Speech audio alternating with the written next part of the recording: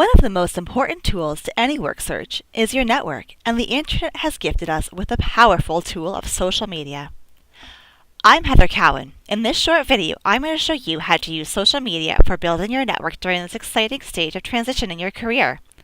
I will discuss why you would use social media, where to get started, how to maximize social media for making quality connections that advance your career, some general do's and don'ts, and how to use Facebook for building an online and in-person network. So why would you use social media? The short answer is, if you aren't creating your own social media presence, then someone else is.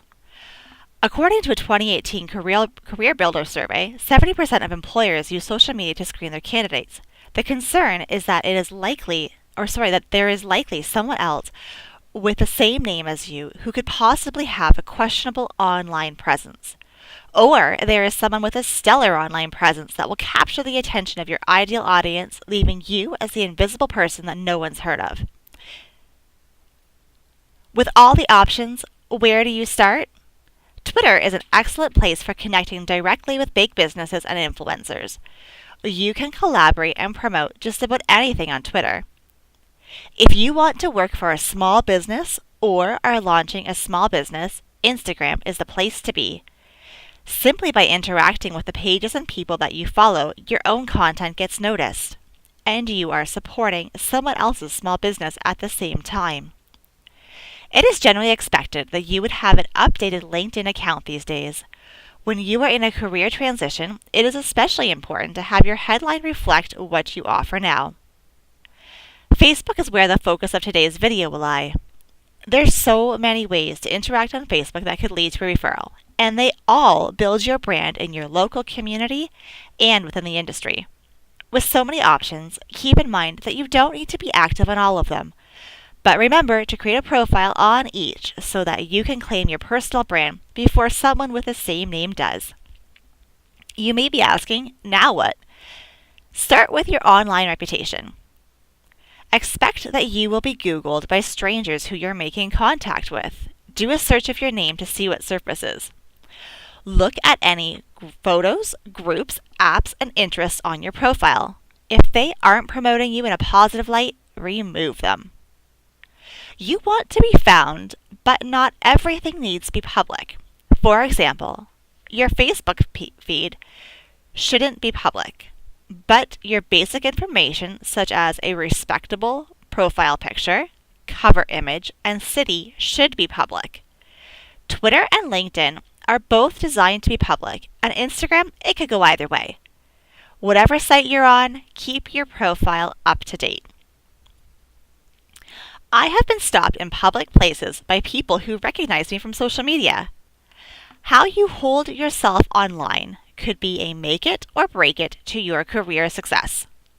The more that you interact with others by commenting positively on their content, the more you develop rapport throughout the community. Use the app's search feature and connection finder to find people you know and businesses that you'd like to interact with or learn about. On Twitter and Instagram, you can follow any open account. On the other hand, with Facebook and LinkedIn, connection requests are only for those people that you know, but you can follow any business pages and request to join any group. Always be sure to include a personal note with the invitation to connect. Even better, offer them something that helps them, an article or a speaking opportunity that you thought might interest them. Before I get into Facebook-specific networking tips, let's go over some general do's and don'ts when you're building a network online. As the virtual handshake, opening doors, and closing deal online suggest, you cannot bury everything online. And you cannot always choose what others will say about you, but you can be in control of current content. So, spread the positivity as much as possible. Remember, light attracts light. Tailor your content and message for each platform. Become known as a valuable contributor. Give more than you take. Provide a recipe link. Participate on your contacts' business posts. Share your expertise in a non-salesy manner. Ask yourself, could this in any way be seen as rude, discriminatory, or controversial? If you aren't 100% sure it could not, then don't post it. Remember to continually assess your online reputation. When you ask for a coffee meeting or informational interview with a stranger, they're likely to create an opinion of you based upon what they find online. Don't create a sales pitch when you're new to a group, and never in an irrelevant group. When you join a group, remember that you aren't there to sell yourself. If no one knows who you are, then your sales pitch is not only going to gather no interest, it will annoy people. Don't overpost in the same spot. Your new contacts will be sure to delete you if you take over their newsfeed with an abundance of new posts and shares.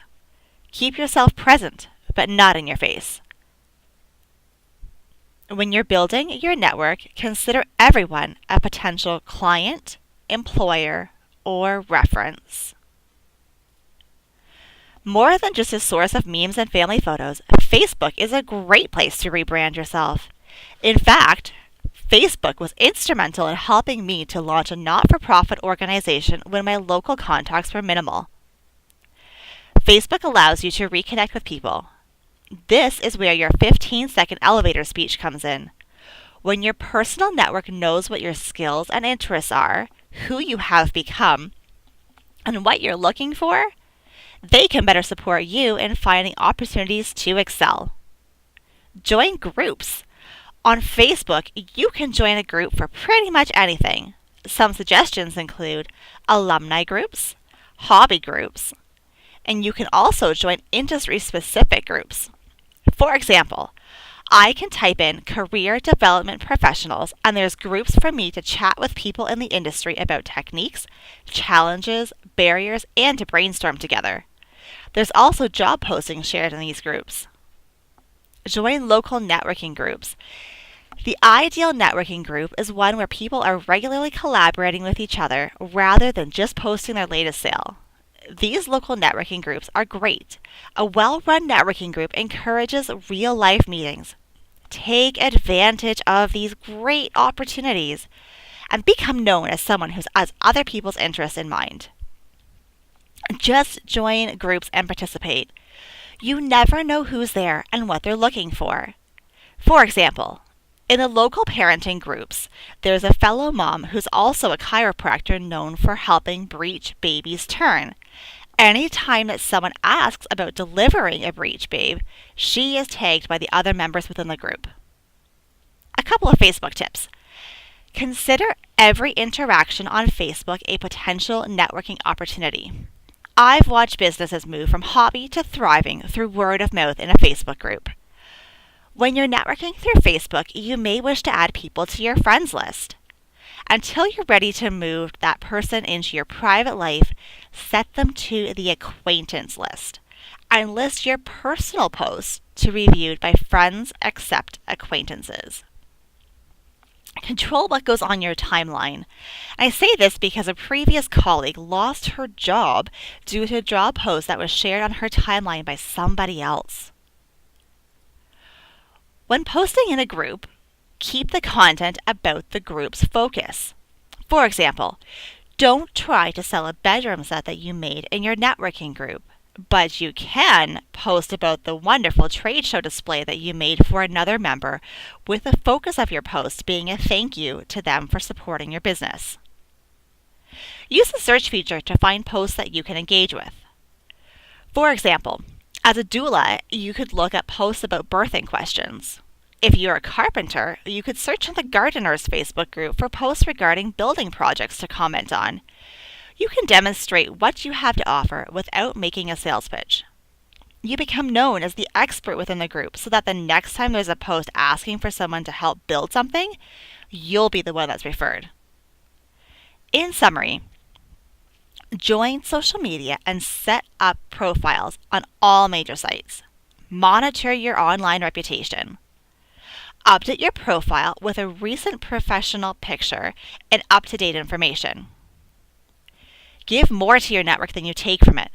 Focus on how you can support the goals of others. Helping and interacting positively with others is by far the best way to build your brand online. Smother the negativity with positivity, and most importantly, turn online connections into real-life connections by meeting in person with the members of your Facebook networking groups. That's all for now.